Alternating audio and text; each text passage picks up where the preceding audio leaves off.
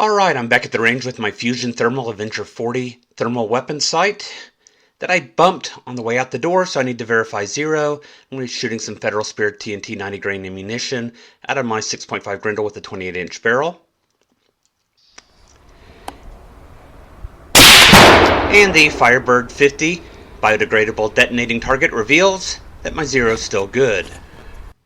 Carpe sus, Ben and I went hunting up in North Texas. We'd just come over this hill on the property, and Ben sees hogs there out in the field. At this point, we'd advanced about 150 yards from the south. The wind also is out of the south, which isn't good, except that we're paralleling the hogs, and so hopefully our scent doesn't reach any of the hogs in the process.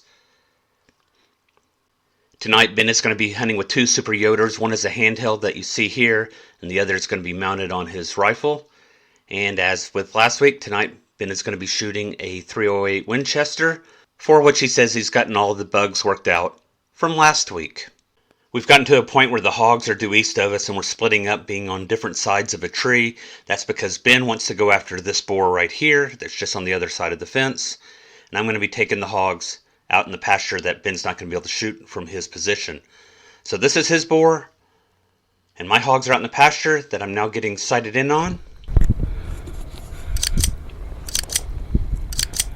And here I'm going to pan over and check Ben's boar. After I pan back, Ben is going to take a couple steps forward. It's going to spook his hog that's going to move out from the fence. And then he's going to forget to hit record as he's trying to track on his hog. Now because we are separated, he's going to fire when I fire.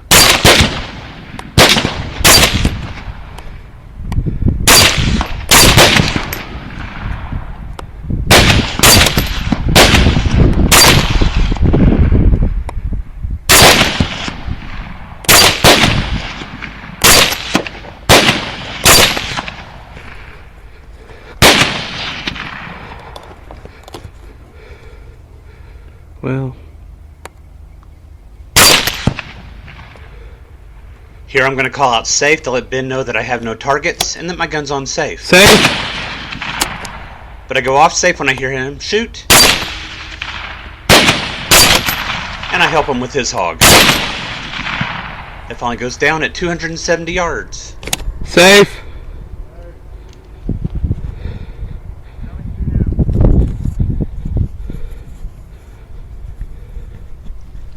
We had 2 hogs in the open field.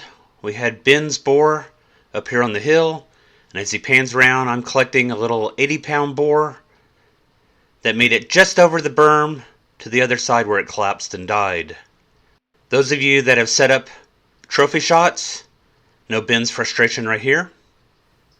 Brass Catcher by Tactical Brass Recovery. We came away with 2 boars and 2 sows, one of which was pregnant, with 4 on board. And this is what they look like in their little amniotic sacs. And if you look at the hooves, you'll notice the hooves look white. Those are little caps on the hooves that are to protect the sow's uterine walls from the sharp edges of the hooves if the caps weren't there.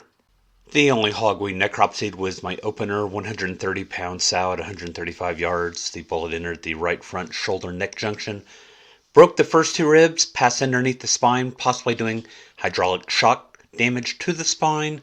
It broke 2 ribs upon exiting the thoracic cavity, and then shattered the scapula in the process.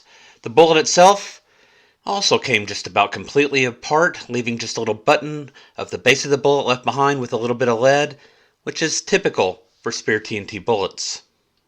You know, when it comes to what happens in real time, you often miss stuff. I was certain that this second hog I'd hit with my opening shot. I could tell because it was limping, but then when I found the hog, I could see it was missing its right front leg. So the reason why it was limping was because it didn't have a leg. Also, I had shot it. We did not necropsy Ben's boar. We did look for bullets, and we were able to recover one of its bullets, but we don't know which shot it was.